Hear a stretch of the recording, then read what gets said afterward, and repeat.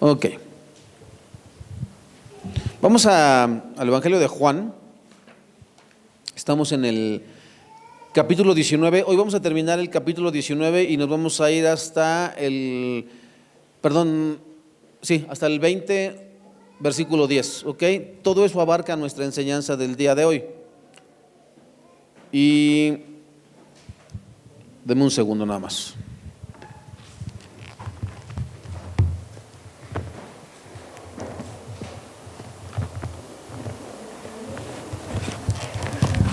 Ok, ya estamos aquí en el capítulo 19, del 31 hasta el 42 termina, ¿no?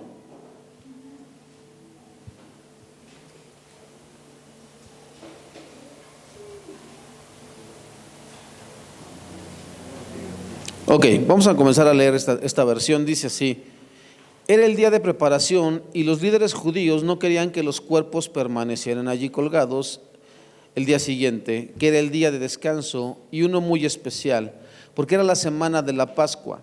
Entonces le pidieron a Pilato que mandara a quebrarles las piernas a los crucificados para apresurarles la muerte. Así podrían bajar los cuerpos. Entonces los soldados fueron y les quebraron las piernas a los dos hombres crucificados con Jesús.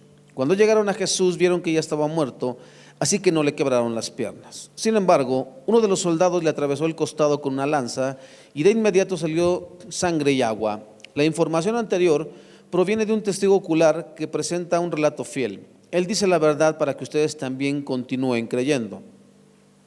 Esas cosas sucedieron para que se cumplieran las escrituras que dicen: ni uno de sus huesos será quebrado, y mirarán al que atravesaron. Más tarde, José de Arimatea, quien había sido un discípulo secreto de Jesús, por temor a los líderes judíos, pidió permiso a Pilato para bajar el cuerpo de Jesús. Cuando Pilato concedió el permiso, José fue a buscar el cuerpo y se lo llevó. Lo acompañó Nicodemo, el hombre que había ido a ver a Jesús de noche. Llevó consigo unos 33 kilos de un ungüento perfumado, una mezcla de mirra y aloe. De acuerdo con la costumbre de los entierros judíos, envolvieron el cuerpo de Jesús untando con las especias en largos lienzos de lino. El lugar de la crucifixión estaba cerca de un huerto donde había una tumba nueva que nunca se había usado. Y como era el día de la preparación para la Pascua judía y la tumba estaba cerca, pusieron allí a Jesús. 21 al 10. El domingo por la mañana temprano, mientras aún estaba oscuro, María Magdalena llegó a la tumba y vio que habían rodado la piedra de la entrada. Corrió y se encontró con Simón Pedro y con el otro discípulo a quien Jesús amaba. Les dijo: sacaron de la tumba el cuerpo del Señor y no sabemos dónde lo pusieron. Pedro y el otro discípulo se dirigieron a la tumba. Ambos iban corriendo, pero el otro discípulo corrió más aprisa que Pedro y llegó primero a la tumba. Se agachó a mirar adentro y vio los lienzos de lino apoyados ahí, pero no entró. Luego llegó Simón Pedro y entró en la tumba y también notó los lienzos de lino allí. Pero el lienzo que había cubierto la cabeza de Jesús estaba doblado y colocado aparte de las otras tiras.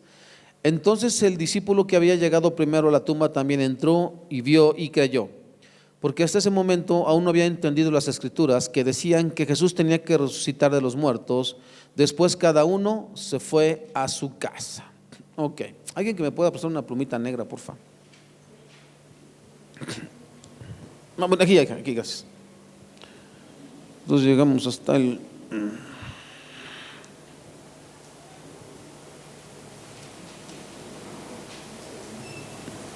Ok, gracias chicos. Bien, es un texto algo amplio, hermano, pero tenemos que cubrirlo el día de hoy.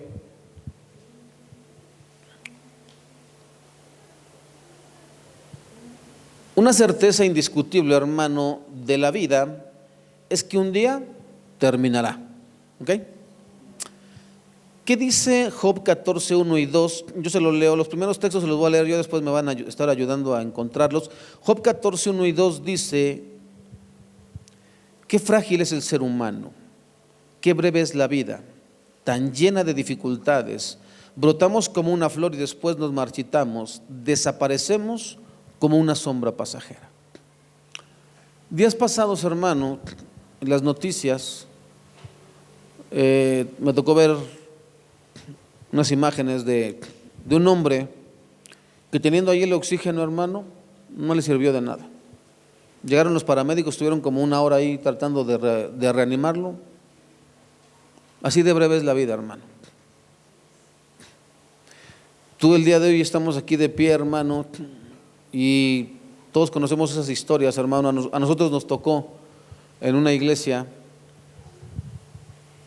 Una mañana se estaban preparando para ir al servicio, hermano, y este matrimonio eran ministros en esa iglesia. Y al estarse arreglando, hermano, el cuñado de este hombre sufre un derrame cerebral y ahí quedó, hermano.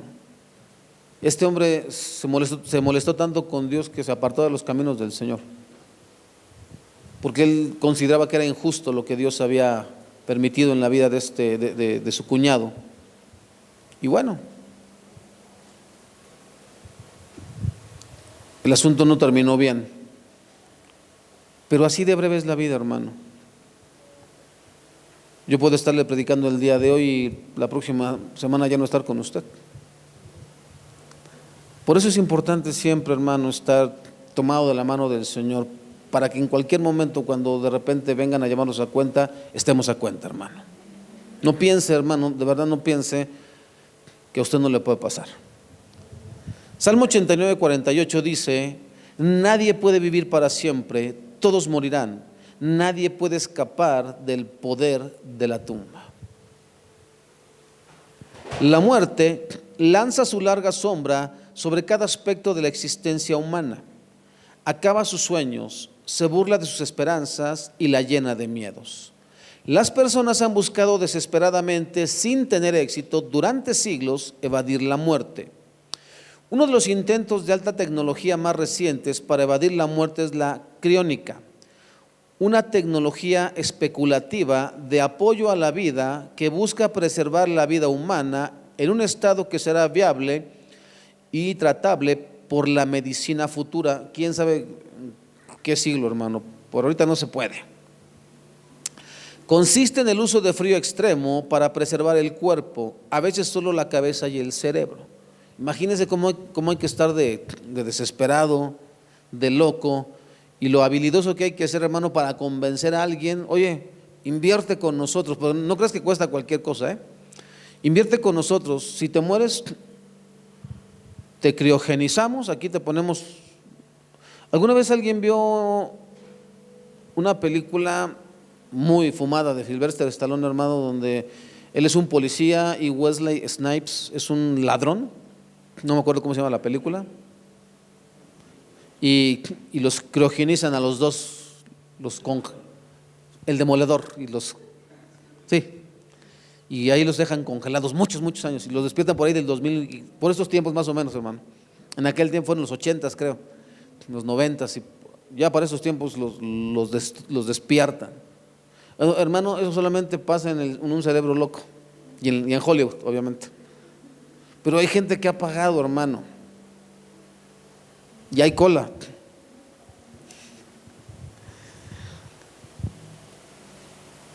Hasta el día de hoy, hermano, nadie puede explicar, la ciencia no puede explicar hasta el día de hoy, hermano, cómo esto que usted ve cada día frente al espejo cuando usted se está arreglando, cómo es que se levanta, cómo es que se sostiene, hermano.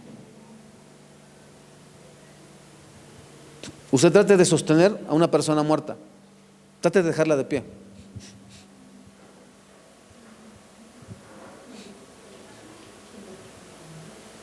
Algo, hermano, que está muy allá de nuestro conocimiento es lo que nos hace caminar. La ciencia dice, es que el cerebro manda mensajes eléctricos y señales. Está bien, el corazón está bien. Pero ¿qué es aquello que le falta al cuerpo, hermano, que la ciencia no puede dar? Es el Espíritu de Dios. Ese nadie lo da más que Dios. Lo que hace que este cuerpo se mueva, hermano, es el Espíritu. No hay otra. Porque dice el texto, y formó Dios al hombre del polvo de la tierra y sopló en él aliento de vida. El que da la vida es el Señor, hermano. Por eso la ciencia jamás encontrará la manera de darle vida a algo que está muerto. Ahora mira, si yo también vi la película de Frankenstein, no se preocupe, hermano, no es verdad, ¿sale? Ahora mire, primera carta a los Corintios 15, 21 al 23, es el último texto que le voy a leer, dice: así que, ya ven, tal como la muerte entró al mundo por medio de un hombre, ahora la resurrección de los muertos ha comenzado por medio de otro hombre. Así como todos mueren porque todos pertenecemos a Adán, todos los que pertenecen a Cristo recibirán vida nueva. Pero esta resurrección tiene un orden. Cristo fue resucitado como el primero de la cosecha. Luego todos los que pertenecen a Cristo serán resucitados cuando Él regrese. Así que hoy veremos el tema, hermano, el Salvador que conquistó la muerte. Nadie, absolutamente nadie, hermano, pudo hacer lo que solamente el Señor Jesucristo hizo. ¿Ok? Yo he leído testimonios, hermano, muchos testimonios, hay hasta películas. Hay un testimonio de Daniel Calvetti, hay otro testimonio de una película que dicen que un hombre tuvo un choque y se murió, una niña que se cayó en un árbol y fue al cielo. Yo no rebato, hermano, lo que cada quien haya tenido como una experiencia. Pero lo que hizo el Señor Jesús, hermano, nadie lo ha hecho. Déjeme explicarle por qué. Porque si son ciertos o no esos relatos, hermano, de gente que murió, porque usted sabe que hay muchos relatos de esos, ¿no? Que se murió, se lo llevaron al cielo y ahí vio cosas. Pero lo que yo no entiendo, hermanos, dicen que fueron al cielo, pero relatan puras cosas del infierno. Entonces ya no entendí, me confundí, ¿no? Todas esas personas, hermano, no tenían ¿qué? Control de las circunstancias. Esa es la diferencia tan grande y abismal entre el Señor Jesús y todo cualquier otro testimonio que usted pueda escuchar.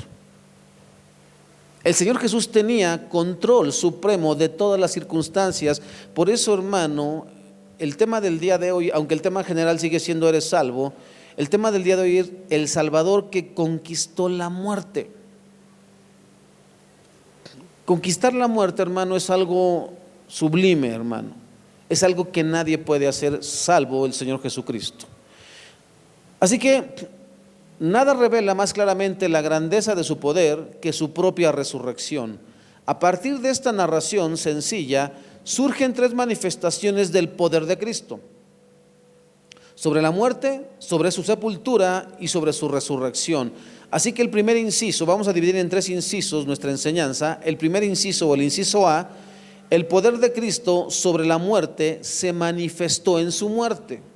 Se oye medio paradójico, pero es así, hermano. Déjeme le explico. Ya leímos versículo 31 al 37. Dice, hermano, que estas personas, leímos en la semana pasada cuando dice que inclinó la cabeza y entregó el espíritu, ¿no? Todo está consumado. Y entonces dice que los judíos, que eran personas bien lindas, dijeron que no se queden ahí colgados los cuerpos, ¿no? Déjenme le explico. Uno de los aspectos más inquietantes de la muerte es el elemento sorpresa. La muerte suele venir repentina e inesperadamente, dejando palabras por decir, planes por terminar, sueños por realizar y esperanzas por cumplir. Con el Señor Jesús no fue así. La muerte no los sorprendió. ¿Qué dice Juan 10, 17 y 18? Ahora sí, si me ayudas, Jacob, por favor. Por eso me ama el Padre, porque yo pongo mi vida para volverla a tomar. Nadie me la quita, sino que yo de mí mismo la pongo. Tengo poder para ponerla y tengo poder para volverla a tomar. Este mandamiento recibí de mi Padre. ¿Se da cuenta, hermano? Esa es la gran diferencia. Usted y yo no podemos controlar el día de nuestra muerte. Ni siquiera sabemos eso. La muerte de Cristo no fue la muerte de una víctima. Los otros casos que le dije, hermano, de películas y esas cuestiones, fueron víctimas de las circunstancias. Cristo no. Fue la muerte de la victoria. Jesús murió mucho más rápido de lo que era normal para las víctimas de la crucifixión. Lo crucificaron en la hora tercera, que es más o menos las 9 de la mañana, y murió a la hora novena, que es más o menos las 3 de la tarde. De este modo, Jesús estuvo en la cruz solamente durante 6 horas. La mayoría de las personas crucificadas las dejaban ahí por 2 o 3 días. Los 2 ladrones crucificados con Jesús aún estaban vivos después de que él murió. Si usted lee el texto, dice que fueron los judíos y le dijeron a Pilato: oye, viene la Pascua, es día de reposo, pero es la Pascua, es muy importante para nosotros, no pueden quedar ahí los cuerpos. Hay una razón, hermano, ahorita la vamos a analizar. Y entonces dice que les quiebren las piernas. Normalmente un crucificado, hermano, no era crucificado así como fue el Señor Jesús con clavos, más bien eran atados al madero y dejados en esa posición, hermano. Entonces quedaban en esta posición, pero como si usted se da cuenta, en las cruces tenían una especie como de pedestal, por así decirlo, para poner los pies, y entonces eso hacía que el crucificado pudiera levantarse y jalar aire. Si les quebraban las rodillas, hermano, las piernas, ya no habría con qué soportarse, y entonces por asfixión morían.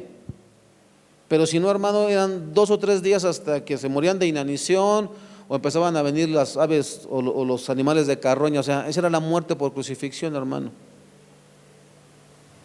Y el texto nos dice que cuando llegan a quebrarle al Señor Jesús, dice: ya se murió, ya está muerto. Eso, hermano, es tener control de las circunstancias. Jesús no fue tomado preso antes de lo que el Padre había previsto, ¿ok?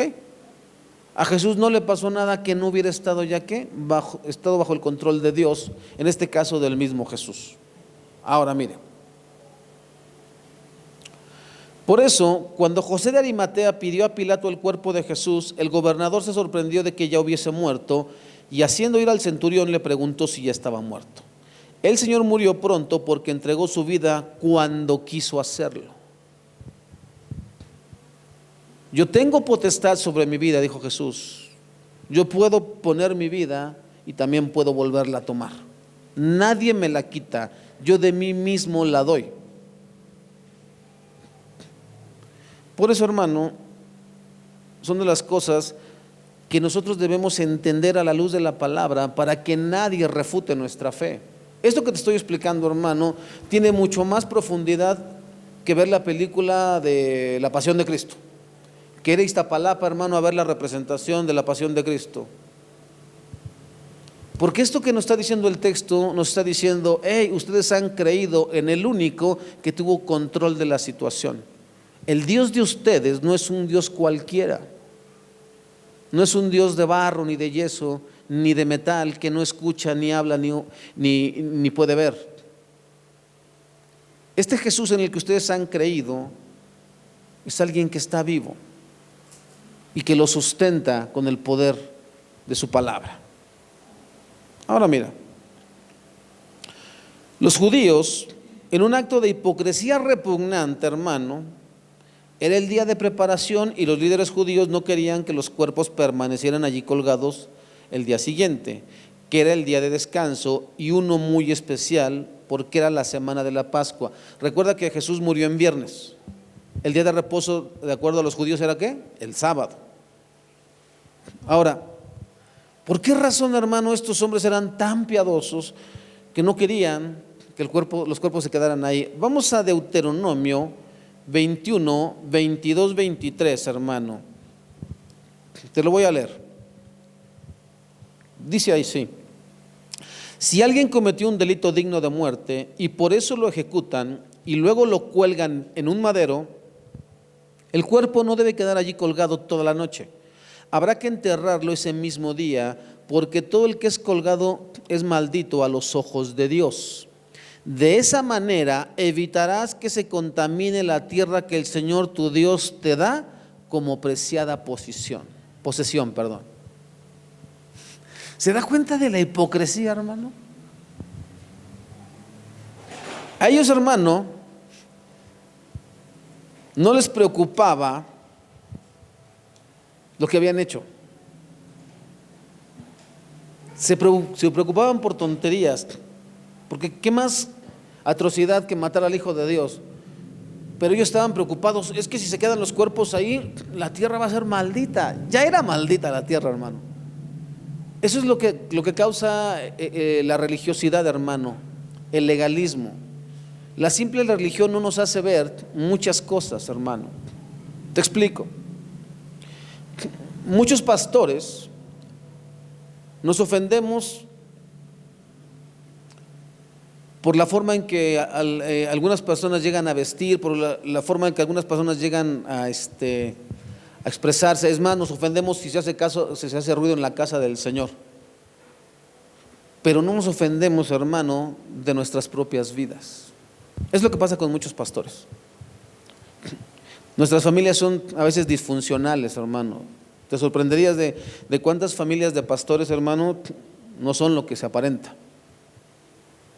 Te sorprendería cuántos hijos de pastor dicen: yo no quiero saber nada de Dios. Y hay 20,000 testimonios, hermano. En la semana,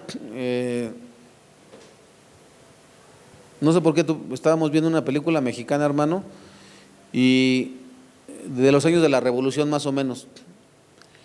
Y llegan ahí a un pueblo. Fíjate el respeto que había. Ya tampoco lo hay en la religión católica, hermano, pero en aquellos años, en los años de la Revolución, hermano, lo que era una iglesia se respetaba incluso por los revolucionarios. No entraban a la casa de Dios a asaltar, se quitaban incluso cualquier cosa que pudiera ofender la casa de Dios. No se hacían conversaciones de ningún tipo, hermano, en la casa de Dios. Había que salir de lo que era la parte del templo. Afuera se podía hacer. Cosa que también, hermano, Dios algún día le reclamó al pueblo de Israel, ¿no?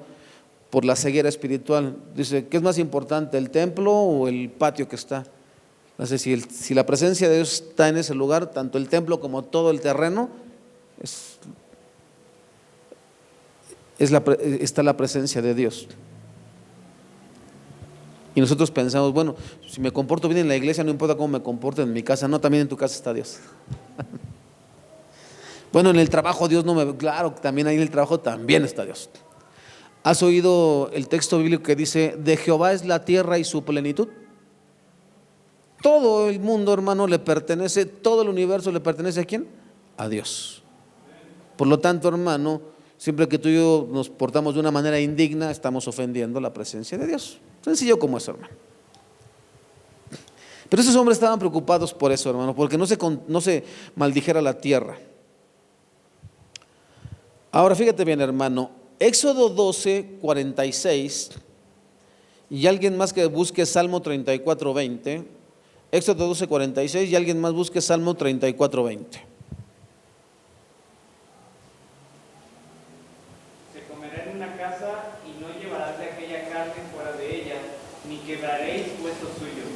Ok, Salmo 34, 20, ¿alguien lo tiene? Pues el Señor protege los huesos de los justos, ni uno solo es quebrado. Son profecías acerca de Cristo, las cuales ¿qué? Se cumplieron. Del Cordero Pascual, ¿qué dijo Dios? Comerás la carne, salud, comerás la carne, pero no quebrarás sus huesos. ¿Es un tipo de quién? De Cristo. Todo lo que está en la Biblia, hermano, tiene un sentido. Esa era la razón, porque alguien diría: bueno, ¿por qué no quebrar el hueso? ¿Por qué no? Porque era un tipo de Cristo. Y lo que leíamos en el Salmo dice: Él guarda, ¿qué? La vida de sus justos. Todos no van a ser, ni uno de ellos será quebrado, hermano. Ahora, entonces los soldados fueron y les quebraron las piernas a los dos hombres crucificados con Jesús. Cuando llegaron a Jesús, vieron que ya estaba muerto, así que no le quebraron las piernas. Y la escritura se cumple. Zacarías 12:10, ¿qué dice?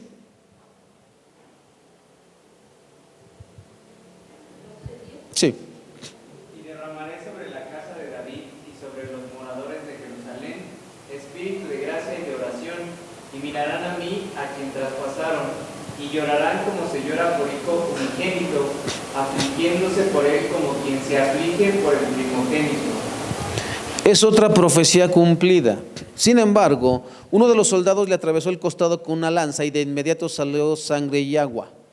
Mirarán al que traspasaron. Pero, hermano, hay algo que usted también debe saber. Apocalipsis 1:7 dice otra cosa.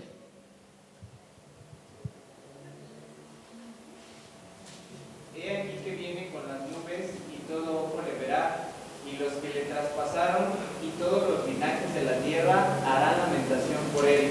Sí, amén. Es el cumplimiento final de esta profecía. La primera parte de Zacarías se cumple ahí, y mirarán al que traspasaron, pero será más trágico, hermano, cuando venga el Señor Jesús por segunda vez, y entonces todos mirarán, sobre todo el pueblo de Israel, dirá: mira, en verdad era el Mesías. Oye, pero los que los crucificaron ya estarían muertos, pero los judíos hasta el día de hoy saben o siguen esperando al Mesías, hermano, y entonces se darán cuenta que han estado en un error todo este tiempo, porque Él ya vino y a los suyos vino, y los suyos ¿qué? No lo reconocieron. Ahora, Juan reafirma el propósito de su evangelio. La información anterior proviene de un testigo ocular que presenta un relato fiel. Él dice la verdad para que ustedes también continúen creyendo. Déjame decirte, hermano, muchas personas que no creen en Dios dicen: esas son puras fantasías, la Biblia es pura fantasía, es puro cuento. Los científicos dicen, hay algunos que dicen: Jesús no murió, solamente se desvaneció. Y así, los mismos judíos de aquel tiempo que dijeron, sus discípulos se lo robaron, ¿no? Entonces hay un montón de historias, hermano, pero nosotros, vuelvo a repetir, de estas cosas son para que tú fortalezcas tu fe, hermano. No solamente se trata de acumular este conocimiento, sino que esto llegue a tu mente y digas: ¿sabes qué? En verdad he creído en Dios, en el Hijo de Dios. Mi fe tiene una esperanza, por lo tanto no voy a volver atrás, porque este Dios en el que yo he creído no es como los dioses en los que yo creí. Yo no sé en qué tú creías, hermano, antes de conocer al Señor,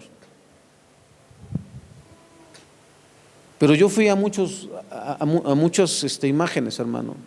Yo un día me paré ahí en la basílica, pasé por donde es una especie como de banda eléctrica, como si fueran escaleras eléctricas, hermano. Tú vas pasando así y ahí está el cuadrote ese.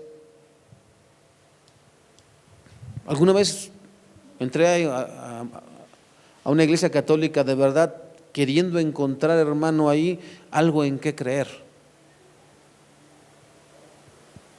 Curiosamente, nada de esas cosas, hermano, pudieron ayudarme con la situación que yo tenía en mi vida, solamente hasta que vine ¿a quién? A Cristo. Curioso, nunca lo he visto. Aquí no hay imágenes, hermano. No tenemos ni una cruz como en algunas otras iglesias de otro tipo de corte, hermano, que no esté mal, pero no, aquí no tenemos ni cruces, hermano, para que no adoremos nada. Y más sin embargo, muchos de ustedes, si no es que todos los que están aquí, han visto la mano de Dios en sus vidas. Ahora mira, el poder de Cristo sobre la muerte se manifestó en su sepultura. Por eso decíamos que el poder de Cristo sobre la muerte se manifestó en su muerte. Él dijo: para que vean cómo tengo control de la situación, las profecías que están escritas acerca de mí se cumplirán, y se cumplieron. Eso, hermano, es tener control. Ahora, el poder de Cristo sobre la muerte se manifestó en su sepultura. Versículos 38 al 42, ya también lo leímos, hermano. Dice así: Jesús no mostró su poder divino solamente sobre la muerte al controlar todos sus detalles, sino algo aún más notable: también controló las circunstancias de su sepultura después de su muerte. Así como en su muerte se cumplieron las profecías, en su sepultura también se cumplió la siguiente profecía, Isaías 53:9.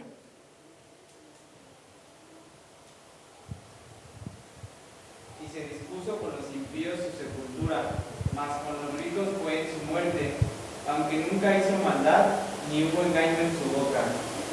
Escucha, los romanos normalmente se negaban a permitir que los ejecutados por sedición recibieran sepultura. los dejaban a los buitres y a los animales de carroña en una muestra de indignidad final. Los judíos no rechazaban la sepultura de nadie, pero sepultaban a los delincuentes en un lugar aparte, a las afueras de Jerusalén. Ahora, Jesús no era rico, hermano. Eso contradice las famosas enseñanzas de los pastores, profetas y no sé cuántos apóstoles de la prosperidad, ¿no? Porque Jesús era rico, ¿no? Porque él era un rey y nosotros somos los hijos de un rey y nosotros debemos ser ricos. Le explico, hermano. Cuando usted lea el Antiguo Testamento, sobre todo en la parte de Levítico, también Números y Deuteronomio, específicamente dice, hermano, cuáles son los tipos de ofrenda que hay que presentar de acuerdo. Así es, perdón, expiación por el pecado, así es una ofrenda de gratitud, así es una ofrenda, ahorita son como 4 o 5 tipos de ofrendas. El asunto, hermano, es que también cuando nacía un varón o una niña, había que presentar una ofrenda y se presentaba un cordero. Pero decía también el texto que si la familia era pobre y no tenía para un cordero, se podían sacrificar 2 palominos, 2 palomas, que eran mucho más económicas, hermano. ¿Qué presentaron cuando fueron a presentar al niño Jesús? Fueron 2 pichones de paloma. No tenían dinero, hermano. ¿Dónde nació el Señor Jesús? En un pesebre. Si hubiera tenido dinero, pues ni siquiera se mueve de ahí. Ahora tuvo que ir a esconderse su familia con el niño a Egipto. ¿Por qué? Porque Herodes lo quería matar. Si hubiera sido alguien pudiente, hermano, se hubiera defendido. Por ningún lado, hermano, se entiende que Jesús fuera rico. Cuando él comienza su ministerio y alguien le dice: yo te seguiremos a donde quiera que vayas, dice: vengan. El Hijo del Hombre no tiene dónde recostar su cabeza. Las zorras tienen guaridas, las aves tienen nidos, mas el Hijo del Hombre no tiene dónde recostar su cabeza. Pero había un hombre llamado Judas que traía la bolsa del dinero, hermano, sí, pero una bolsita. O sea, tampoco pienses que traía ahí un costal, ¿no? No, hermano. Sí es cierto, dice el texto bíblico que muchas mujeres, hermano, sostenían el ministerio de Jesús. Pero estamos hablando de las cosas necesarias, hermano. De ahí se desprende y quitamos otro mito, ¿no? Es que ustedes me tienen que comprar el siguiente coche que yo quiera estrenar porque ya esto está muy viejo. Es que me quiero ir de vacaciones a Disneylandia, ¿no? Y la iglesia tiene que darme los recursos porque si no, entonces se mete en problemas con Dios, porque yo soy el ungido de Jehová. Puras locuras como esas, hermano, se predican en algunas iglesias. Para lo necesario, hermano. El texto bíblico dice: teniendo abrigo y sustento, demos gracias a Dios. Entonces, nada de estas cuestiones, hermano, que usted escuche, jamás vuelva a prestar su oído a alguien que le hable acerca de economía, que usted debe bendecir, ¿no? Que usted pacte con Dios.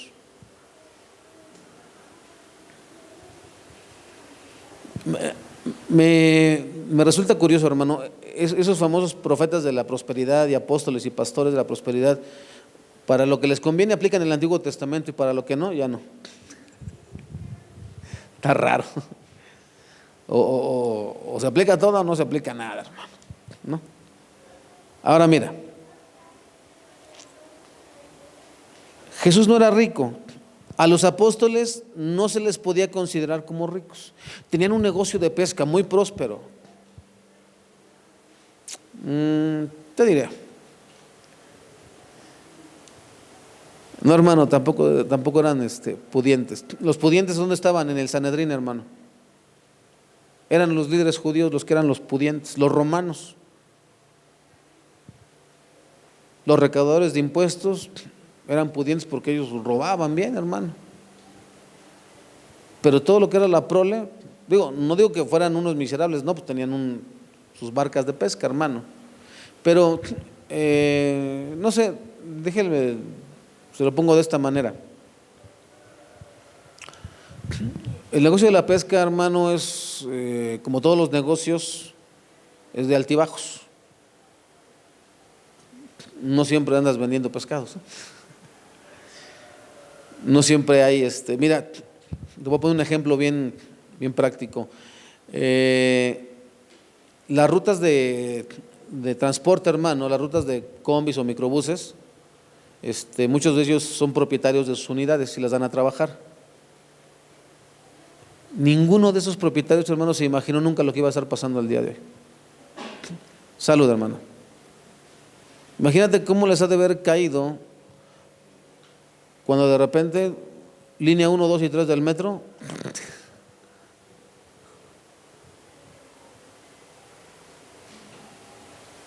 imagínate cómo les ha de haber caído cuando vamos a meter el metrobús fuera de las rutas de peceros. Vos te digo, hermano, no siempre los negocios son prósperos, son de altibajos. Entonces, no se podía considerar, hermano, que esas personas tuvieran, ¿qué? Dinero. Y entonces, hermano, ¿cómo es que se cumplió la profecía? ¿Qué dice primera carta de Pedro 3:18? Primera carta de Pedro 3:18. Hay algo muy importante ahí, hermano. Porque también Cristo padeció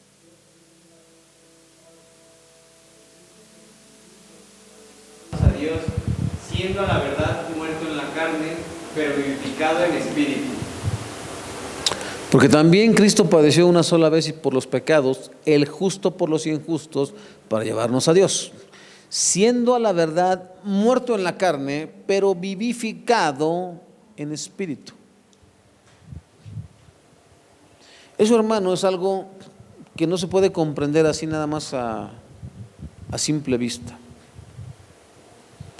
¿Cuántos hemos oído la expresión ser lleno del Espíritu, hermano? ¿A qué se alude cuando alguien dice o cuando se menciona en la iglesia cristiana que hay que ser lleno del Espíritu? ¿A qué se está aludiendo? Alegría, felicidad, va más allá. Escucha. Cuando alguien dice que alguien está lleno del Espíritu, hermano, dice que está sobre un poder del Espíritu para hacer la obra de Dios. Se acuerda de Pablo, de Juan, de los apóstoles. A tal punto estaba su vida saturada del Espíritu Santo, hermano, es decir, eran controlados por el Espíritu Santo, hermano, que dice el texto que incluso muchos llevaban los paños, en el caso de Pablo, y en el caso de Pedro dicen que muchos llevan a sus enfermos por donde quiera que pasara Pedro, aunque sea su sombra, al caer, sanaban. Eso, hermano, es la expresión estar lleno del Espíritu. ¿Por qué cree que en nuestras vidas no pasa mucho?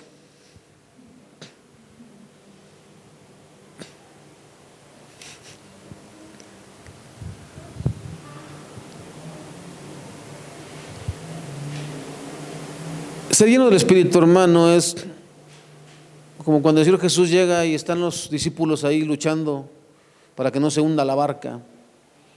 Y el Señor llega y dice: aquíétate. Y que se queda todo en calma, hermano. Otros textos dicen estaba durmiendo, ¿cierto? Señor, nos vamos a morir. Dame 5 minutos, nada. Aquíétate. Eso es poder, hermano, ¿no? Y yo declaro y arrojo al coronavirus a lo profundo del infierno. Y que se le sale el coronavirus del infierno, hermano. Y ahora ya está mutando, imagínate. ¿Poder de dónde, hermano? Esa es la diferencia. Aunque Jesús había muerto, hermano, el Espíritu movió el corazón de un hombre llamado José de Arimatea. Esto significa que siendo Dios movió el corazón de un rico, José de Arimatea, miembro prominente del Sanedrín, que no estuvo de acuerdo con la decisión de condenar a Jesús. Era un discípulo de Jesús, aunque de manera secreta por miedo a los judíos. En los tiempos en los que yo me convertí, hermano, decían, hay cristianos de la secreta, ¿no? Porque en aquellos tiempos, hermano, era muy común ver a los cristianos así. Los veías en el metro, ¿no? No está chiquita, hermano. Y los de la secreta, hermano, pues traían unas bibliecitas así de esas de bolsillo, hermano. Entonces en aquel tiempo era muy esto, pero aquí era una cuestión así muy fuerte. Pertenecer al Sanedrín, hermano, no era cualquier cosa. Eras parte del gobierno de Israel, o sea, de Jerusalén. Y eso traía muchos privilegios, hermano. Entre ellos que no te molestaran, que no podían hacerte nada. Entonces, José de Arimatea sabía quién era Jesús, Nicodemo sabía quién era Jesús, pero el asunto es, pues amaban ¿cómo se le llama? Su curul, ¿va? Amaban su curul, ¿no? Su puesto. Por eso es que eran de la secreta, hermano.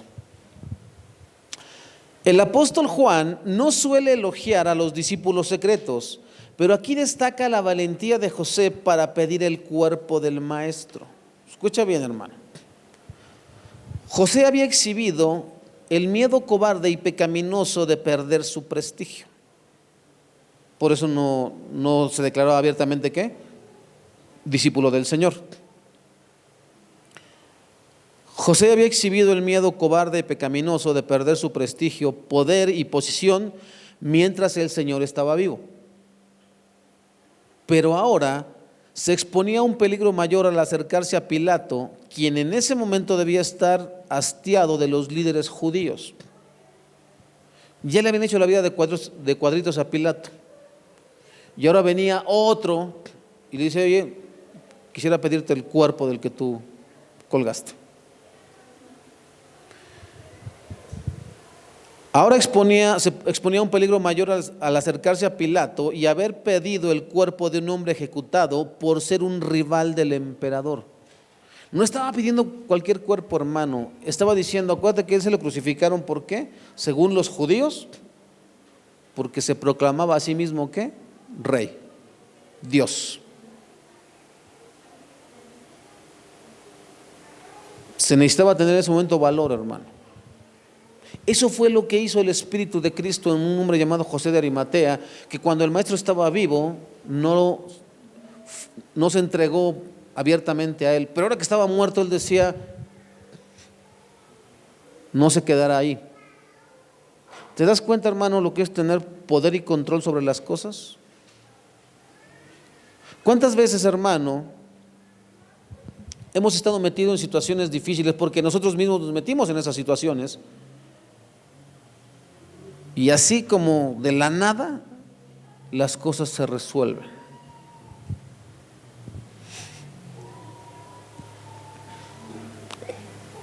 Es el poder de Cristo, hermano. Si nunca te ha pasado, ojalá y algún día te pase, hermano. Deseo que te pase con todo mi corazón, que te quedes sin comer y que no tengas ni para comprar, hermano, y que llegue alguien de parte de Dios y toque a tu puerta y te diga, ten. Es otra cosa, hermano. No hay palabras con las cuales puedas explicar el cuidado de Dios. Mira,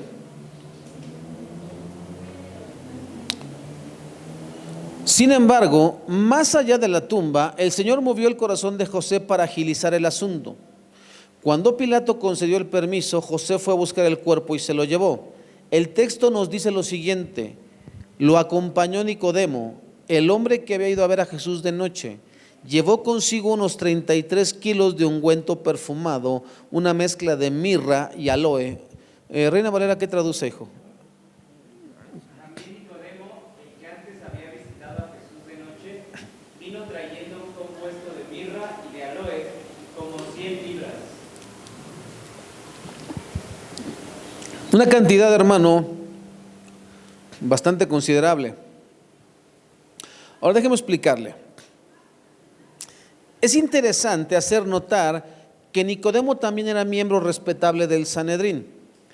En vida del Señor, ambos, José y Nicodemo, mantuvieron en secreto su lealtad a Jesús, pero ahora estaban dispuestos a enfrentar la ira del Sanedrín al sepultar al Señor. Quiero hacer un paréntesis, hermano, para explicarte algunas cuestiones. Ahora que le estés leyendo la Biblia, hermano, que le pongas mucha seriedad cuando la leas. ¿Qué piensan ustedes del profeta Elías? Dos hermanos que me quieran dar su opinión acerca del profeta Elías. ¿Qué piensan ustedes de él? Era verdaderamente siervo fiel y entregado a Dios. Siervo fiel y entregado a Dios. ¿Qué más? Del Espíritu del Señor estaba sobre Elías, ¿cierto? Bueno, le tengo unas pequeñas noticias, hermano. No era tan fiel y no era tan obediente como pensamos que era Elías, hermano. No, tampoco era un pecador. No. ¿Qué nos va a decir? No, nada, hermano, aquí está la Biblia, mire, usted también la puede conseguir.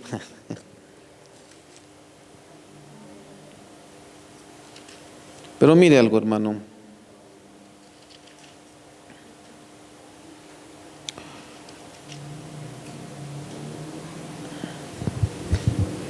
¿Se acuerda que lo amenaza Jezabel con matarlo, cierto?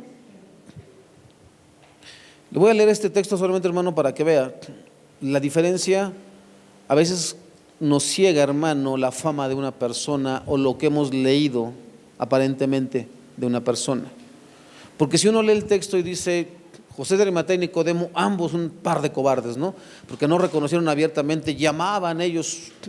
Es muy fácil, hermano, hablar cuando no estamos en el punto. Porque ¿quién de nosotros, hermanos, estaría dispuesto a renunciar a todo lo que tiene por Cristo? Que hoy mismo dijeras, dejo todo y me voy de misionero por causa de Cristo. ¿Verdad que ya cambian las cosas, hermano? Dice así: Acab dio a Jezabel la nueva de todo lo que Elías había hecho y de cómo había matado a espada a todos los profetas. Entonces envió Jezabel a Elías un mensajero diciendo: así me hagan los dioses y aún me añadan, si mañana a estas horas yo no he puesto tu persona como la de uno de ellos. Viendo pues el peligro, se levantó y se fue para salvar su vida y vino a Beerseba, y que está en Judá, y dejó allí a su criado. Y él se fue por el desierto un día de camino, y vino y se sentó debajo de un enebro, y deseando morirse dijo: basta ya, oh Jehová, quítame la vida, pues no soy mejor que mis padres. Echándose debajo del enebro, se quedó dormido, y aquí luego un ángel le tocó y le dijo: levántate, come. Entonces él miró, y aquí en su cabecera una torta cocida sobre las ascuas y una vasija de agua, y comió y bebió, y volvió a dormirse. Y volviendo el ángel de Jehová la segunda vez, lo tocó diciendo: levántate y come, porque largo camino te resta. Se levantó pues y comió y bebió, y fortalecido con aquella comida, caminó 40 días y 40 noches hasta Horeb, el monte de Dios. Tiene una similitud con Moisés, ¿se acuerda? Y de allí se metió en una cueva donde pasó la noche, y vino a él palabra de Jehová, el cual le dijo: ¿qué haces aquí, Elías?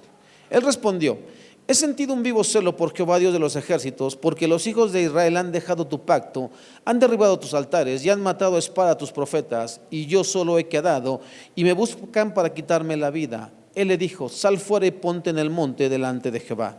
Y aquí Jehová que pasaba, y un grande y poderoso viento que rompía los montes y quebraba las peñas delante de Jehová, pero Jehová no estaba en el viento. Y tras el viento un terremoto, pero Jehová no estaba en el terremoto. Y tras el terremoto un fuego, pero Jehová no estaba en el fuego.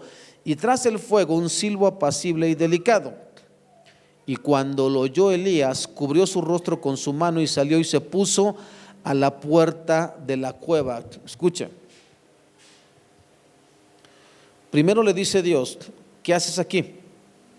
Él responde y dice: Dios le dijo, sal fuera. Pero Elías no salió. Primero acontece todo lo que ya escuchamos: un viento fuerte, una tempestad y todo esto. Y cuando oye el silbo, dice aquí: y cuando lo oyó Elías, cubrió su rostro con su mano y salió y se puso a la puerta de la cueva. No obedeció, hermano, en el momento. Se le dijo: sal fuera, y él dijo: no, aquí me quedo. Y ya que oyó el silbo, dice: bueno, así ya voy. Ahora, escuche. Y aquí una voz he aquí vino a él una voz diciendo: ¿qué haces aquí, Elías? Y él respondió: he sentido un vivo celo por Jehová, Dios de los ejércitos, porque los hijos de Israel han dejado tu pacto, han derribado tus altares y han matado a espada a tus profetas, y solo yo he quedado y me buscan para quitarme la vida. Después de ver la manifestación de Dios, sigue respondiendo igual. En nada cambió su respuesta, hermano. Y le dijo Jehová: ve, vuélvete por tu camino, por el desierto de Damasco, y llegarás y ungirás a Hazael por rey de Siria. Ungirás a Hazael por rey de Siria. A Jehú, hijo de Nimsi, ungirás por rey sobre Israel. Y a Eliseo, hijo de Safat, de Abel Meola, ungirás para que sea profeta en tu lugar. Si usted sigue leyendo el texto, hermano, Elías le avienta su manto a Eliseo, pero no lo unge. Y a Jehú y al otro Hazael los unge Eliseo, no Elías.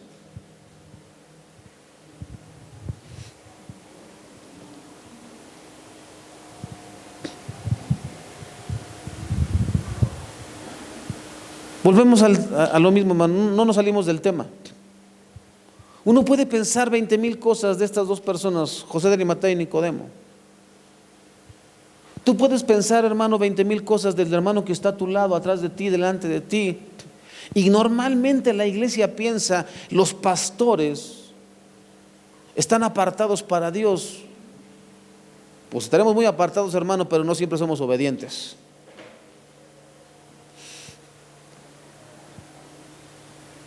Escucha, hermano, es muy sencillo pararse aquí y decir cosas. Eso es muy fácil. Nada más ponte a estudiar. Ahora, si Dios no te llamó, aquí no vas a funcionar. ¿Sale? Aunque le eches de tu cosecha.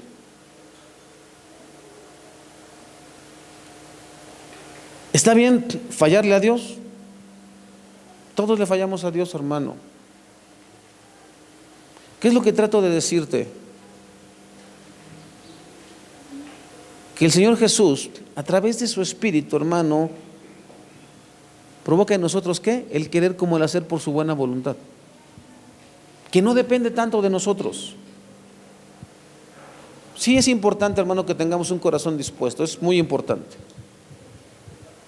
Pero muchas veces no depende tanto de nuestras capacidades, hermano. Depende más de que nos dejemos guiar por el Espíritu del Señor. Nosotros muchas veces queremos ver cambios en nuestras vidas, en nuestras familias, hermano, pero no queremos dejarnos usar por Dios. Ese es el punto. El asunto es que si tú quieres ver cambios en tu vida y en la de tu familia y en tu sociedad, hermano, déjate usar por Dios. Y obviamente eso no significa que puedes vivir como se te pegue la gana, obviamente no. Se entiende, hermano, que nosotros nos apartamos del mundo y en esa medida nos disponemos y le decimos a Dios: Señor, haz tu voluntad en mi vida. Y habrá lugares a donde Dios nos llevará que no nos va a gustar, nos meterá en situaciones que no nos van a gustar. Hermano, ¿tú crees que este hombre fue muy fácil ir y decirle a Pilato: dame el cuerpo de aquel que se declaró enemigo de César, según los judíos?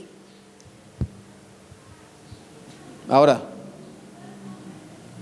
¿tú crees que no se iba a enterar el Sanedrín que Nicodemo llevó muchas especies y que José de Arimatea pidió el cuerpo de Jesús para sepultarlo?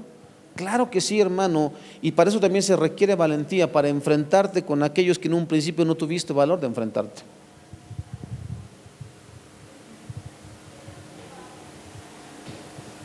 Entonces, hermano, ve quitando de tu mente muchas cuestiones que estaban ya así como que arraigadas. Que los pastores somos más santos que el resto de la iglesia, no.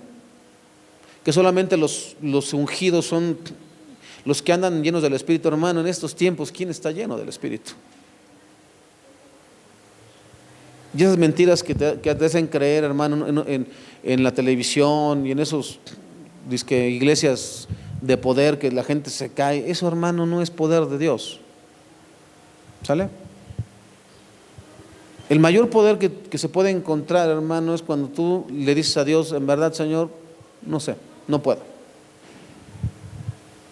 El texto dice claramente, hermano, Bástate mi gracia, porque mi poder se perfecciona ¿qué? En tu debilidad. Se le dice a Pablo exactamente, pero también es para nosotros. Cuando aceptemos que no podemos, hermanos, es cuando estamos listos para que el Señor nos use. El día de ayer leía un texto, hermano, que mandan por redes sociales, que Jehová da sus mejores batallas a sus mejores soldados.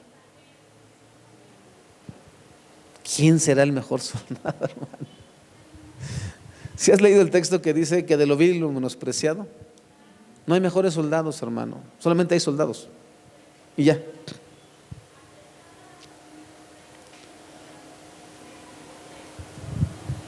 Otra cosa importante a destacar, hermano, es la cantidad de especias que Nicodemo llevó para ungir el cuerpo del maestro.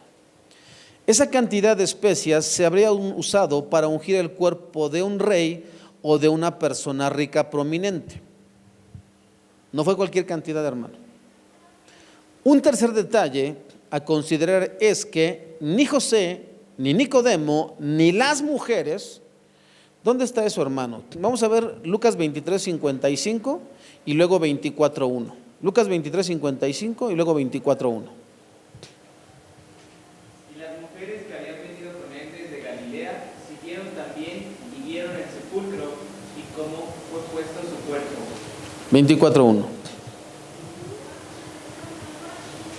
El primer día de la semana, muy de mañana, vinieron al sepulcro trayendo las especias aromáticas que habían preparado y algunas otras mujeres con ellas. ¿Por qué cuando tú vas a un funeral, hermano, llevas flores? ¿Por qué no llevas una pancita de res, hermano, o 1 kilo de barbacoa para el muerto?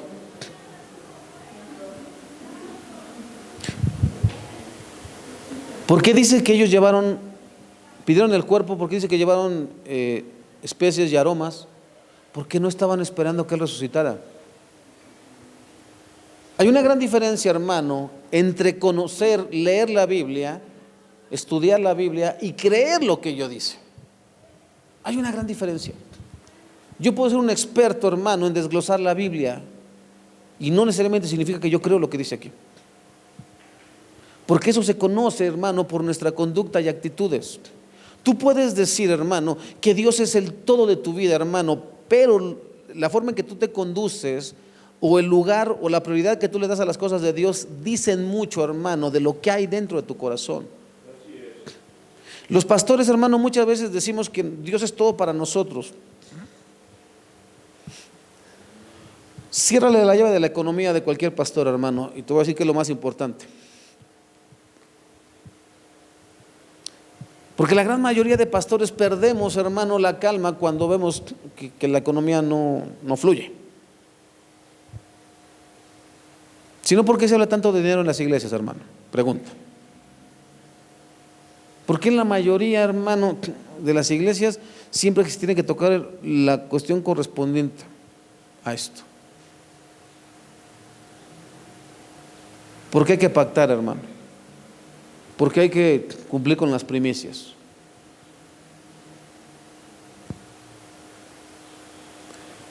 Uno como pastor debe enseñarle, hermano, a la iglesia a ser obediente a Dios en todas las áreas de su vida. Esa incluye también el área económica. Pero no es la más importante, hermano. Porque el texto dice que sin santidad, ¿qué? Nadie verá a Dios. Entonces, ¿dónde debe estar el énfasis? En la santidad, hermano. En una conducta santa. Porque el Espíritu de Dios se encargará de ir puliendo las demás áreas, hermano. Todo es importante. No creían que iba a resucitar, por eso, hermano, es que preparan todo. Si hubieran creído sus repetidas predicciones de lo que haría, no se habrían preocupado por preparar su cuerpo tan completamente para la sepultura. La forma en que lo envolvieron, hermano, la forma en que echaron especias, hablaba de que estaban convencidos de que ese cuerpo no iba a volver a la vida. Acuérdate que ellos no embalsamaban, los judíos no embalsamaban, los egipcios sí. Y era tal la cantidad precisamente de especias, de aromas y de todo eso, hermano, para que el hedor no fuera tan desagradable. Te vuelvo a repetir, hermano, la ciencia y muchos otros loquitos por ahí, ¿no? Dicen que Jesús no murió y que no resucitó. Bueno, para que tengas cómo defender tu fe. Podemos pensar que tanto José como Nicodemo estaban motivados por la necesidad de terminar antes del día de reposo. Pero había una razón más importante por la cual era necesario que la sepultura del Señor ocurriese antes de la puesta del sol. ¿Qué dice Mateo 12:40?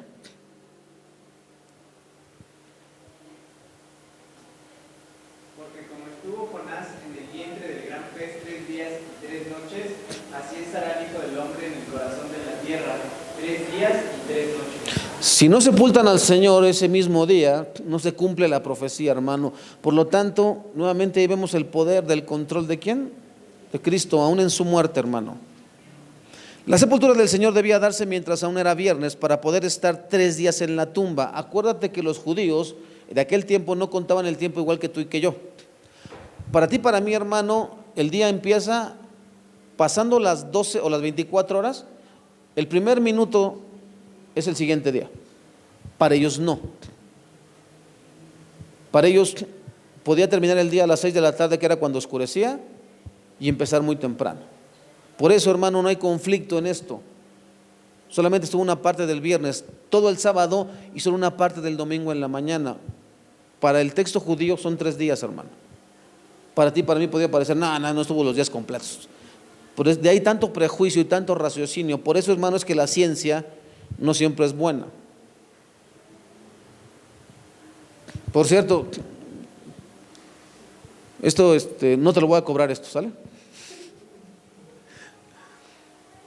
¿Sabes que estudiar psicología, hermano, si Dios no te lleva a eso, tiene muchos peligros, hermano? Ten cuidado, hermano, sobre todo los que van a prepa, empiezan a escoger sus carreras, mucho cuidado, hermano, con la cuestión que es la psicología. En psicología, en ese tipo de materias, hermano, psiquiatría y todas esas cuestiones, te hacen ver mucho películas y leer libros que te pueden atrofiar tu mente, hermano, y te pueden sacar de la verdad de Dios. Si no estás preparado ni fortalecido por Dios, te pueden cambiar tus convicciones. Acabo de ver con mi esposa una película, no te voy a decir el nombre para que no la veas,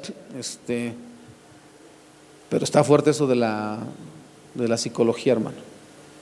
Trabajar con gente esquizofrénica o gente trastornada puede traer graves consecuencias, tanto a la vida del paciente como a la vida del doctor. Por eso, hermanos, que la ciencia le cuesta mucho aceptar a un Cristo. Le cuesta mucho creer en Dios, porque todo lo cuestiona, todo tiene que ser, como dice la ciencia, un principio, un fin. Y debe haber en el medio tiene que haber ¿qué? Todo un proceso, un experimento, un resultado, una conclusión. Porque si no es así, entonces, no. Ustedes dijeron que 3 días, y 3 días para nosotros son 24 horas. Entonces, como no son 24 y 24 son 48, son 72 horas. Como no son 72 horas, entonces para mí no es verdad la Biblia. Y no logran entender, hermano, la cultura de aquel tiempo. Esa es la importancia de la teología, hermano, a la hora de leer la Biblia. Si no sabes hermenéutica y si no sabes exégesis, hermano, difícilmente vas a poder explicar o contestarte algunas preguntas de por qué la Biblia está contestada así. Ahorita en la mañana un hermano me acercó y me dijo, hermano, en Génesis, en las primeras genealogías, ¿la vida de los hombres era así de longeva? Matusalén vivió 900 y casi 1000 años. Y uno dice, sí, hermano, porque el día de hoy no pasamos, cuando te enteras que una persona vivió 110, 105, 113 años, que es el más viejito que yo conozco, ¿en qué condición llegan esas personas, hermano? Por eso no creemos. Pero en aquellos tiempos, hermano, déjame te explico, Dios no creó al hombre para morir.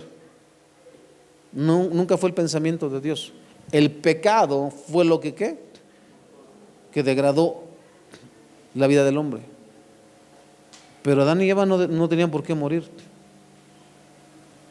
Ellos no nacieron de matriz, hermano. Ellos nacieron en una edad lo suficientemente madura como para poder relacionarse. Y si le empiezas a hacer muchas preguntas a la Biblia, hermano, te vas a volver loco porque no te las va a contestar. Dios no está interesado en contestarnos nada. ¿Te acuerdas de Job? ¿Dónde está el trono de Dios? Yo quiero ver el trono de Dios porque a mí me contesta por qué me está pasando esto, o va a saber quién es Job. Y que Dios se espanta, hermano. Y que le dice, a ver, ciñete. ¿De verdad quieres contender conmigo? Ok, ¿dónde estabas cuando yo hice esto y esto? Él termina diciendo, me arrepiento en polvo y ceniza, mejor me quedo callado. Eso es lo que pasa, hermano, con las personas que quieren cuestionar a Dios. El texto es muy claro, ¿qué dice? Las cosas reveladas son ¿para quién? Para nosotros. Pero las ocultas son ¿de quién? De Dios. Hay cosas que no te vas a poder preguntar, hermano, y la Biblia no te las va a responder. Y está bien. Pero cosas como esas que me preguntaba el hermano, le dije, sí, así como dice, si dice que hay 970 o 980 o 990, así fue. Si tú sigues leyendo Génesis, hermano, va minorando. Hasta nuestros días, hermano. No hay conflicto de verdad. Por eso digo, ya me lo entramos. Ahora ya en marzo, hermano, ya estamos abordando Génesis. Para que sepas que este mundo tiene, exagerado, 6,000 años. Exagerado. Desde la creación, que fue en 6 días de 24 horas, no, es que para Dios un día es como 1,000 años y 1,000 años como un día. Sí, pero no te desubiques, hermano. Son 6 días literales de 24 horas, no hay más. Hay que estar muy drogado, hermano, para pensar que hace 150,000 millones de años. ¿Y cómo sacaste la cuenta exacta, hermano? Bueno, aproximadamente pueden ser 3 días también, ¿no? Te digo, hay que estar bastante tocado de la cabeza, hermano, para creer que lo que la ciencia dice es así. Y por más claro que el agua dice aquí 6 días, la gente, no, es imposible que en 6 días. ¿Qué decíamos al principio de la predicación, hermano? ¿Cómo es posible que este cuerpo se permanezca de pie? No se puedes contestar eso. Te vas a contestar si tienes 150,000 millones de años. Pero bueno, lo bueno es que ya legalizaron la marihuana, hermano.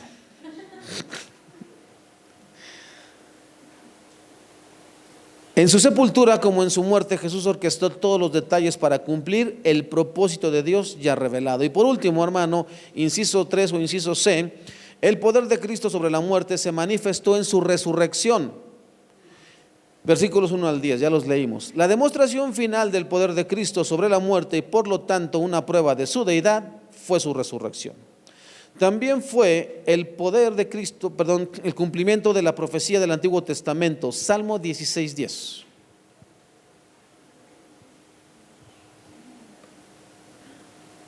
Porque no dejarás mi alma en el Seol, ni permitirás que tu santo vea corrupción. No dejarás, eso lo escribe David, hermano, inspirado por el Espíritu Santo. Muchos años antes de que él naciera. El texto nos dice la razón por la cual los cristianos nos congregamos el día domingo. Vos si tenías dudas, el domingo por la mañana temprano, ese fue el día que resucitó el Señor. Para los judíos es el sábado, para los cristianos el domingo. Es que somos la iglesia cristiana del séptimo día, no. Somos adventistas tampoco. Los cristianos nos congregamos el domingo porque ese fue el día que el Señor, ¿qué? Resucitó. Hay aquí muchos detalles en el texto, hermano, que no son importantes destacar en nuestra enseñanza del día de hoy. Así que pasaremos directamente al ímpetu de Pedro. Pedro y el otro discípulo se dirigieron a la tumba. Ambos iban corriendo, pero el otro discípulo corrió más aprisa que Pedro y llegó primero a la tumba. Ese discípulo, hermano, es Juan. Él no se menciona, acuérdate que en su evangelio él nunca se menciona, ¿ok? Se agachó para mirar adentro y vio los lienzos de lino apoyados ahí pero no entró. No sabemos si le dio miedo, no sabemos si se quedó sorprendido, paralizado, de decir, ya no está ahí el cuerpo del maestro. El asunto es que no entró, pero siempre tenemos un Pedro, hermano, ¿ok? Luego llegó Simón Pedro y entró en la tumba. Pedro era así.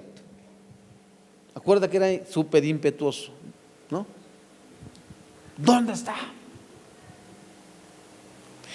Él también notó los lienzos de lino allí, pero el lienzo que había cubierto la cabeza de Jesús estaba doblado y colocado aparte de las otras tiras.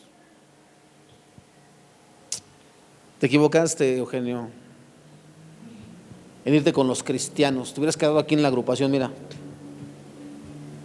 A ver, ¿en qué se sustenta tu fe? Hay una tradición que dice que el cuerpo de Jesús fue robado por sus discípulos. Otros dicen que fueron salteadores de tumbas. Ya desde aquellos tiempos, hermano, había los que se metían a las tumbas a robarse porque si era rico, había que sacar, ¿no? Pero debemos notar que el texto dice la manera en que estaban colocados los lienzos y el sudario. ¿Te das cuenta, hermano, cómo nunca nos detenemos en esos pequeños detalles? Y estaban ahí acomodados. Cuando un ladrón se mete a tu casa, hermano, ¿te deja todo como estaba o te lo alborota todo? Ponte a pensar en eso. Si eran ladrones, no, eso no estaba así, estaba así. No, hermanos, ellos abren cajones, tiran todo y lo que alcancen a llevarse. Recuerda que, hermano, otro de los evangelistas dice que le habían puesto una guardia. ¿A quién? Dice que los líderes dijeron, nos acordamos que él dijo que iba a resucitar, por lo tanto mandó una guardia, ¿no? Dice también que se había sellado con el sello del emperador la tumba, la piedra donde enterraron a Jesús.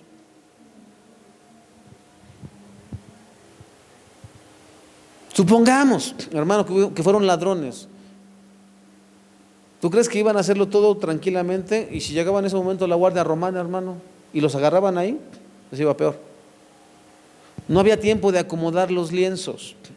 Ahora, si fueron los discípulos, hermano, ponte a pensar en esto. El día de hoy, porque somos unos irrespetuosos, te estoy hablando de una película que veía de los tiempos de la Revolución, en donde hasta los revolucionarios respetaban la iglesia, ¿no? Digo, siempre ha habido herejes. Pero, ¿cuál era el concepto de los discípulos hacia su maestro? ¿En qué estima lo tenían, hermano? En una alta estima, muy alta estima. Te voy a hacer una pregunta mucho más personal.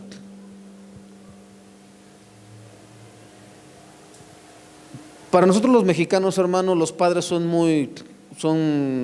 como que dignos de mucho respeto, ¿no? Se cree. Si tu padre o tu madre murieran, hermano, ¿tú le quitarías la ropa a tu padre o a tu madre, ya estando muerto? ¿Por qué? ¿Cómo se consideraría eso? Una falta de respeto, una ofensa. ¿Por qué tendrían que ofender sus discípulos al maestro quitándole la mortaja? Eso habla de deshonra. Por lo tanto, cualquiera de las dos teorías es falsa, hermano. En eso está sustentada tu fe, en que se puede demostrar.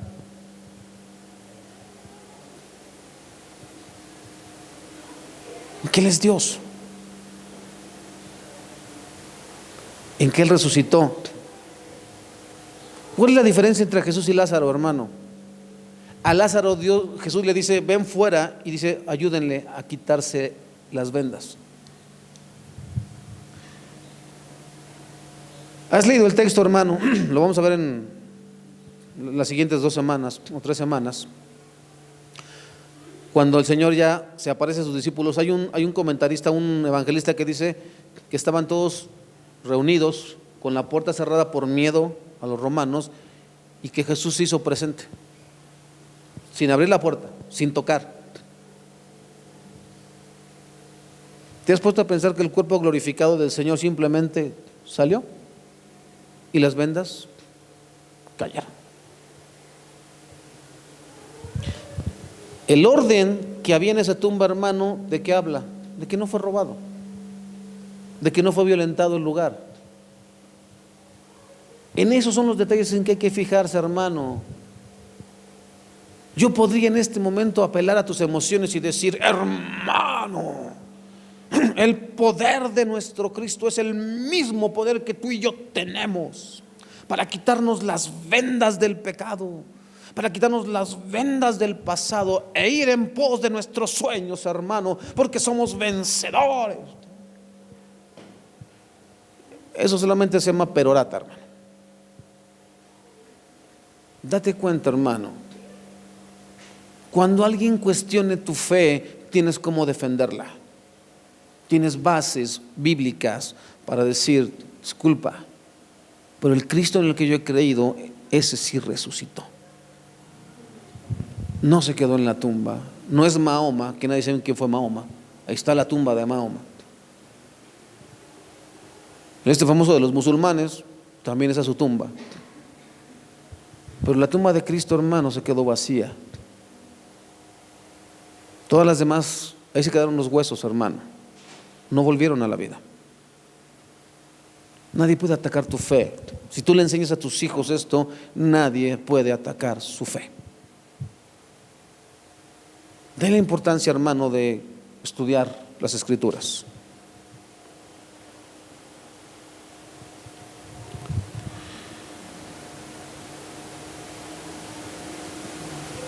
El cuerpo glorificado de Jesús en la resurrección simplemente atravesó los lienzos, tal como en poco tiempo atravesaría una pared para entrar en un cuarto cerrado.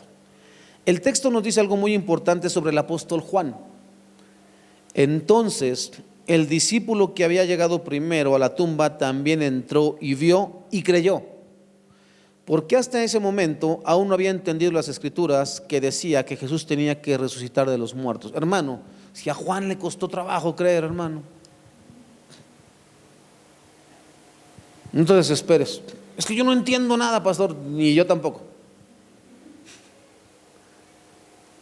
Para mí no ha sido sencillo, hermano, ir teniendo que corregir posturas. Por ejemplo, te decía yo, el hermano que se acercó conmigo en la mañana a preguntarme esto, yo le tuve que decir que hace unos 2 o 3 años atrás, 3 años atrás, yo di una enseñanza, hermano, acerca también de Adán y Eva, acerca de, por ejemplo, con quién se casó Caín.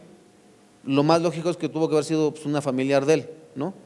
El asunto, hermano, es que si leemos bien el texto, nunca nos dice que Adán y Eva hayan tenido hijos antes de ser expulsados del Edén. Y yo había enseñado que tuvieron hijos. Bueno, si hubieran tenido hijos, ¿por qué expulsaron a los hijos si ellos no pecaron? Pecaron Adán y Eva, no los hijos. Entonces no tuvieron hijos. El asunto, hermano, es que dicen que Caín mata a Abel y después hay un tercer hijo. ¿Ok? ¿De dónde salió la esposa de Caín? Porque casi luego dicen que Caín se casó con una mujer. Y te vuelvo a repetir, hermano, si le sigues haciendo preguntas al texto, te vas a volver loco, porque a lo mejor te las puede contestar o no te las puede contestar. El asunto, hermano, es que la Biblia tiene una gran capacidad de resumen. El asunto es que si la Biblia no lo menciona es quizás porque no es importante, hermano. ¿Ok? El asunto es que si tú lees las genealogías, te vas a dar cuenta que siempre cuando empieza por las genealogías, va eliminando genealogías y se va concentrando en las importantes, no en las que no tienen nada que ver con el plan y el propósito de Dios. Quizás sí tuvieron más hijos y más hijas, hermano, pero la historia únicamente se concentra en aquel que mató a su hermano y en aquel que nació después de su hermano, con un propósito específico para Dios, hermano. Pero vuelvo a repetirte, si no está ahí en el texto es porque realmente no es importante y porque no suma ni resta a tu fe. ¿Ok? Así que el punto es este, hermano. El hombre que escribió este evangelio dice, porque hasta en ese momento aún no había entendido las escrituras. Jesús se los dijo varias veces, voy a morir y voy a resucitar, y no lo habían entendido. Pero dice en ese momento, cuando ve los lienzos, dice, oh, el maestro resucitó. Ahora sé que lo que él dijo es verdad. Y la pregunta es necesaria, hermano. ¿Usted y yo creemos aunque no veamos? No me diga sí, no me diga no. Guárdelo para usted. Pero usted y yo, hermano, ¿creemos aún sin haber visto? Yo creo, hermano, que muchos de nosotros hemos visto. Hemos palpado, hermano, con la vida de nosotros o de nuestros familiares, que Dios es real. Así que, hermano, vamos a bendecir al Señor con un último canto y después vamos a orar. Si le pueden hablar ahí por ahí a mis hijos, porque ya me dejaron aquí solito.